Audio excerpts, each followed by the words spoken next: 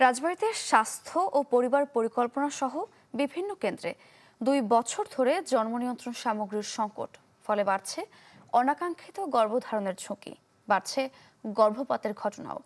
এমনকি স্বাস্থ্যকেন্দ্রে বন্ধ রয়েছে গর্ভবতী মায়েদের ওষুধ সরবরাহ। সুমন বিশ্বাসের তথ্য ছবিতে ডেস্ক রিপোর্ট।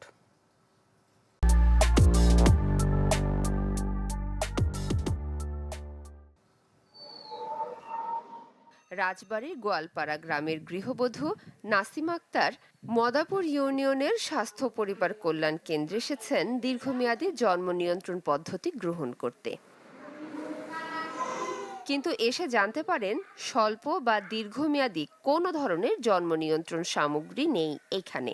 নাসিমার মতো অনেক নারী প্রতিদিন সেবা না পেয়ে ফিরে যাচ্ছেন। সেবা করার যত্ন পাচ্ছি না, ডাক্তার দেখাতে পারছি না, বাচ্চা নিয়ে এসে ফিরে যাচ্ছি, ডাক্তার নাই, ওষুধ পানি নাই। যে সেবা নিতে আসছি সেটা তো নাই, ইনফ্লুয়েন নাই, তারপরে এই বড়ি নাইকো, ফেমিকল কোনো বড়িতে নাই। মানে আমরা আসলে বলি যে ওষুধ দেন, ডাক্তাররা বলে যে না ওষুধ আসে নাই, ওষুধ নাই, এরকম বলে আমরা ফিরে ফিরে চলে যাই। মনে করেন বেশিরভাগ এখন তো সবাই কিনে খাওয়া লাগতেছে, সবাই তো বড় লোক না, সবাই তো কেমন সামর্থ্য নাই, কত দরিদ্র আছে, তারা এসে তো চিল্লাচিল্লি করে। কেন আপনাদের এইসব নাই, আগে ছিল এখন কেন নাই? পরিবার পরিকল্পনা বিভাগের তথ্য অনুযায়ী জেলার প্রায় 2 লাখ সক্ষম দম্পতি সরকারি জন্ম নিয়ন্ত্রণ পদ্ধতির আওতায় রয়েছে। এদের বড় একটি অংশ নিম্ন আয়ের পরিবারের। তাদের নিয়মিত জন্ম নিয়ন্ত্রণ সামগ্রী বিনামূল্যে সরবরাহ করে স্বাস্থ্য ও পরিবার কল্যাণ কেন্দ্র। কিন্তু গত 2 বছরে কোনো সরঞ্জাম ও ওষুধ সরবরাহ না হওয়ায় জেলার 42টি ইউনিয়নের স্বাস্থ্য ও পরিবার কল্যাণ কেন্দ্রে সেবা দেয়া বন্ধ রয়েছে। এমনকি জেলা সদরের মা ও শিশু কল্যাণ কেন্দ্রেও একই অবস্থা। এতে বাড়ছে অনাকাঙ্ক্ষিত গর্ভধারণের ঝুঁকি, বাড়ছে গর্ভপাতের ঘটনাও। হ্যাঁ, এক পাতা পিল যে দিব, সে পিলটাও আমাদের কাছে নাই। দেখা পিল না নিতে পারলো। ইনজেকশন যেমন 3 মাসে স্থায়ী, অস্থায়ী যেমন ক্লিনিক্যাল ইনজেকশন, হ্যাঁ, ওইটাও আসলে পায় না।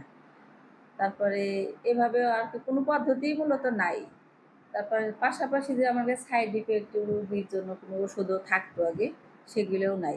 যদি আমরা অস্থায়ী পদ্ধতি যেমন মায়াবড়ি, তারপরে হচ্ছে কাটি, এগুলো দিতে পারতাম, তাহলে অবশ্যই এরা 20 বছরের নিচে বাচ্চা এদের ধারণ করতো না।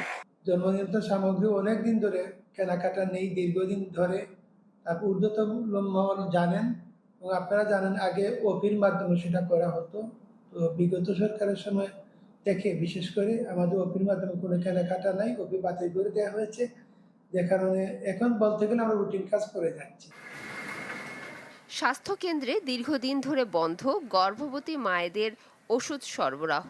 বাইরে থেকে অনেকে ওষুধ কিনতে না পারায় নিরাপদ প্রসবের ঝুঁকিতে রয়েছেন গর্ভবতী মায়েরা। Desk report, channel 24।